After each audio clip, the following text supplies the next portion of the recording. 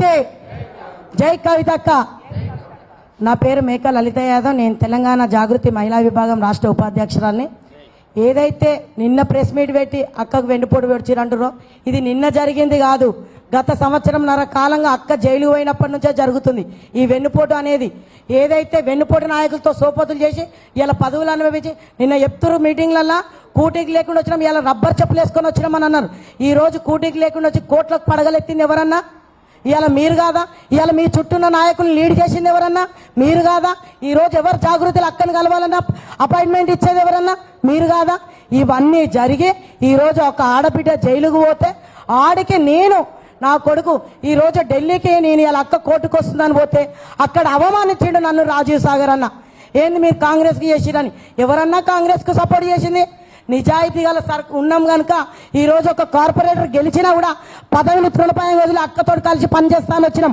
ఆనాడు ఢిల్లీలో రిపోర్టర్లు అడిగారు ఈ రోజు ఎంతమంది కోట్లు సంపాదించుకున్నా అక్క కోసం రాలే, 5 ఆడోళ్ళు వచ్చి రమ్మా అన్నారు. నా పిల్లలతో సహా తేజ వీళ్ళందరూ వచ్చి అక్క దిగిపోతారు, అక్క బస్సు ఎమ్మడి పరుగులెత్తి ఏడ్చుకుంటూ పరుగులు చేసిన రోజులు ఉన్నాయన్న. మేము ఏం మాట్లాడుతున్నారన్నా? ఇదే శివరాత్రి రోజు ఇందిరా పార్క్ ధర్నా వేదిక కాదా?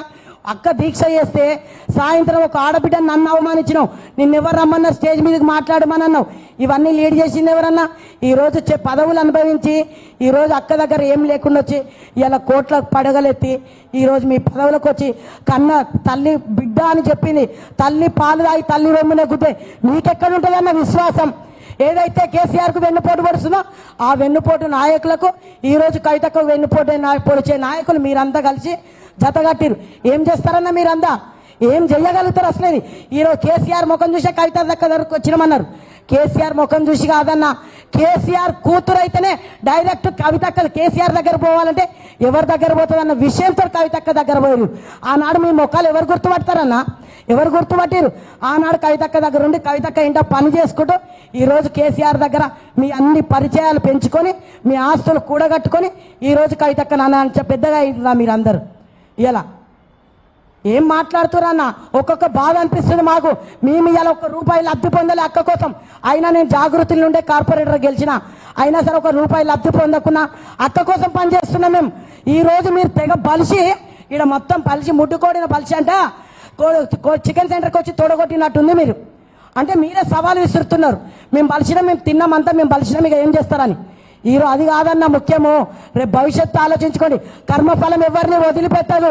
ఏ జన్మలో ఇయ్యాల తిన్నాయి మీరు. ఎక్కడెక్కడ ఆస్తులు ఎక్కడెక్కడ బిజినెస్ చేసుకుని మొత్తం చిట్టాతో కూడా త్వరలో బయట పెడతామన్నా.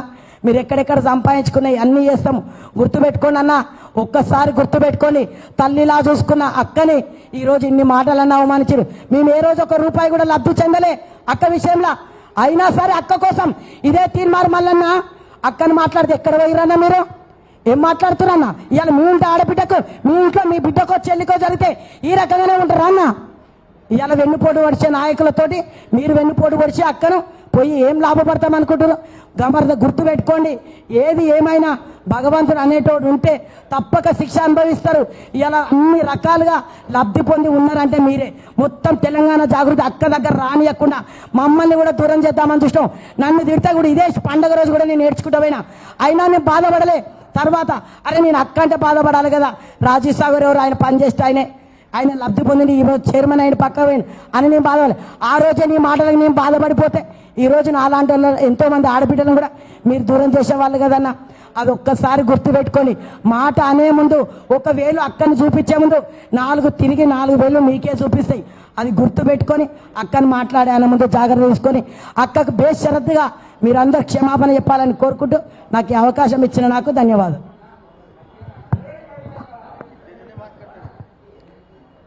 జై తెలంగాణ. నా పేరు మనోజ. నిన్న ఎవరైతే తిరుగుబాటు నాయకులని జాగృతి తిరుగుబాటు నాయకులని ప్రెస్ మీట్ పెట్టినరో, ఓ అన్నలారా, నిజంగా మీకు మనసాక్షి అనేది ఉంటే ఒకసారి మీ మనసాక్షి మీద ప్రమాణం చేసుకొని ఆలోచించండి. మీ ఇంట్లో ఉన్న మీ కుటుంబ సభ్యులను అడగండి. కవితక్క గారు మిమ్మల్ని ఎక్కడున్న వాళ్ళని ఏ స్థాయికి తీసుకొచ్చిండ్రు, మీకు ఏం చేసిండ్రు కవితక్క గారు అనేది ఒకసారి మీ కుటుంబ సభ్యులను అడగండి. ఎందుకంటే మీరు ఎవరో భయపెడితే ఎవరో వదిలిన బాణాలలాగా ఈ రోజు మీరు కవితక్క గారి మీద మాట్లాడిండ్రు, కానీ మీ ఇంట్లో వాళ్ళు మీకు చెప్తలేరా మీరు చేస్తుంది నిజంగా అన్యాయం అని, ఇది ఒక వెన్నుపోటు అని చెప్పి. కవితక్క గారు మిమ్మల్ని ఒక సొంత కొడుకుల సొంత తమ్ముళ్ళలాగా భావించి మీకు ఎన్ని లాభాలు చేయలేదన్నా. మీకు ఎమ్మెల్యే టికెట్ అడిగితే రాజీవ్ సాగర్ అన్నకి ఎమ్మెల్యే టికెట్ ఇవ్వకపోతే అసలు ఈ రోజు జగదీష్ రెడ్డి గారికి ఉన్న కవితక్క గారికి విభేదాలు ఎక్కడివి? మీకోసం ఎమ్మెల్యే టికెట్ అడుగుతనే కదా. ఆ ఎమ్మెల్యే టికెట్ ఇవ్వకపోతే కూడా సార్ వెనకాల పడి మీకు ఫుడ్ కార్పొరేషన్ చైర్మన్ గా ఇప్పించి స్వయంగా అక్కనే ప్రమాణ స్వీకారానికి వచ్చి నా తమ్ముడు అని చెప్పడం కన్నా నా కొడుకు అని చెప్తే కరెక్ట్ ఏమో అన్నారు. అంటే ఈ రోజు మీరు ఒక తల్లికి మీరు ఎంత అన్యాయం చేసిండ్రంటే, అన్నం పెట్టిన తల్లికి ఈ రోజు మీరు ద్రోహం చేస్తున్నారు. ఒకసారి మీరు ఆలోచించుకోండి. అక్కడ ఉన్న ప్రశాంత్ అన్నకి ఏం లబ్ధి కాలేదా? మేము మా రూపాయి మా పైసలు ఖర్చు పెట్టినాం, మా సమయాన్ని మా యవ్వనాన్ని అన్ని మేము జాగృతి కోసం త్యాగం చేసినాం అన్నారు. తిరిగి మీకు జాగృతి ఏమి ఇవ్వలేదా? ఈ ప్రపంచానికి మీరెవరో తెలియజెప్పింది కవితక్క గారు ఈ జాగృతియే కదా. ఆ ప్రశాంత్ అన్నకి కవితక్క గారు ఏం చేయలేదా? నీ భార్యకి ఆ రోజు సీట్ ఇప్పించలేదా? గెలిపించలేదా? ఆ భిక్షపతి అన్న ఏదైతే మీరు ఇల్లు కట్టుకుంటున్నారో అక్క మీకు సహాయం చేయలేదా? నీ పదవి కోసం నీ కార్పొరేషన్ చైర్మన్ కోసం అక్క గారు మాట్లాడలేదా? మీ ఫంక్షన్లకు రాలేదా? మీకు కష్టంలో ఉన్నప్పుడు మీరు పోటీ చేస్తుంటే అక్క గారు మీకు డబ్బులు లేవంటే మీకు ఫండ్ పంపించలేదా? మీకు అక్క ఎన్ని విధాలుగా మీరు జీరో నుండి వచ్చిన వాళ్ళని ఈ రోజు మీరు ప్రెస్ మీట్ పెట్టి మాట్లాడినరు అంటే ఈ ప్రపంచానికి మిమ్మల్ని పరిచయం చేసిన వ్యక్తి ఎవరు? అది కవితక్క గారు కాదా? ఈ రోజు మీరు హరీష్ రావు గారు ఏదైతే సంతోష్ రావు గారు వదిలిన బాణాల్లాగా వాళ్ళు భయపెడితే వాళ్ళు ఎనుకుండి నడిపిస్తే నడుస్తున్నారే తప్ప నిజంగా మీరు ఒకసారి మాలాంటి ఎవరైతే కవితక్క కార్యకర్తలం కవితక్క అభిమానులం ఉన్నామో మా మెడ మీద కత్తి పెట్టి అక్కకు వ్యతిరేకంగా మాట్లాడమన్నా కూడా మా ప్రాణాన్ని వదులుకుంటామే తప్ప మేము కవితక్క గారికి అసలు ఒక్క మాట కూడా మేము ఎదురు తిరిగి గాని కవితక్క గారికి వెన్నుపోటు గాని అది చెయ్యము. మరి మీకెలా చేయబుద్ధి అవుతుంది? 18 సంవత్సరాలు మిమ్మల్ని ఒక ఇంటి కుటుంబ సభ్యుల్లాగా చూసిండ్రు కదా. ఒకసారి మీరు ఆత్మ పరిశీలన చేసుకోండి, ఆత్మ విమర్శ చేసుకోండి. పోండి, మీరు పదవుల కోసం పోయినరు. ఈ రోజు మీరు ఏదో ఆశించిపోయినరు. పోండి, మీ జాగలో మీరు ఉంటుండ్రు తప్ప కవితక్క గారిని విమర్శ చేస్తే మొత్తం మీ చిట్టా అంతా తెలంగాణ జాగృతి నాయకులం మేము బయట పెడతాం. ఖబర్దార్, గుర్తు పెట్టుకోండి. జై తెలంగాణ, జై కవితక్క.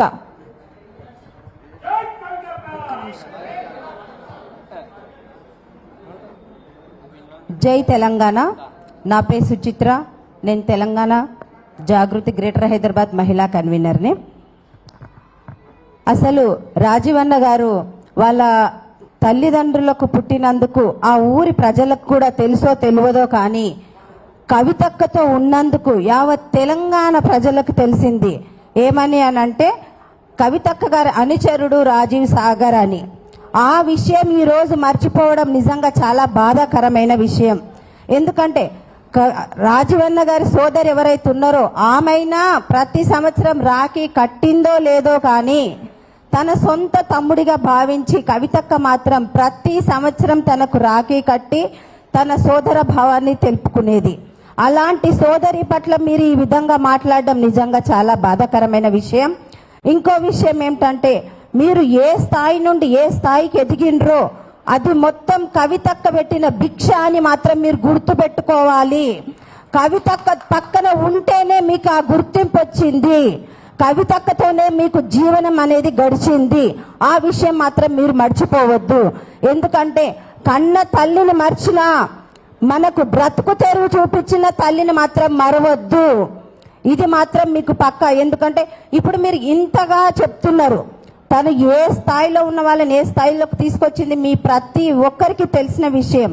ఇప్పుడు మిమ్మల్ని వదిలిన మీరు ఎవరైతే వదిలిన బాణాలో ఆ వారికి చెప్తున్నా, ఏ స్థాయిలో ఉన్న వాళ్ళని ఆ స్థాయి ఉన్నత స్థాయికి తీసుకొచ్చిన కవితక్క పట్ల ఈ విధంగా మాట్లాడుతున్నారు అంటే రేపు మీ గురించి ఏ విధంగా మాట్లాడతారో మీరు అర్థం చేసుకోవాలని చెప్తున్నాను.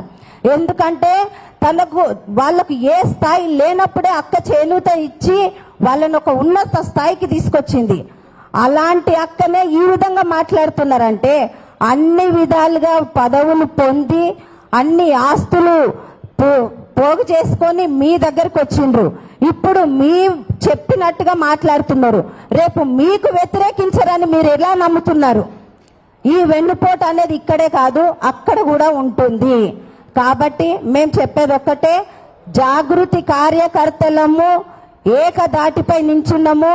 కవితక్క పట్ల ఎవరైనా విమర్శలు కానీ అవాకులు చవాకులు మాట్లాడితే ఊరుకునేది లేదని చెప్తున్నాను. ఒక మహిళ వెనుక ఉన్నాము. ప్రతి ఒక్క మహిళ ముందొస్తే మాత్రం మీరు ఎక్కడ కూడా తలెత్తుకొని తిరిగే పరిస్థితి ఉండదు తెలంగాణలో అని చెప్తున్నాను. ఈ అవకాశం ఇచ్చినందుకు నాకు కృతజ్ఞతలు తెలుపుకుంటున్నాను.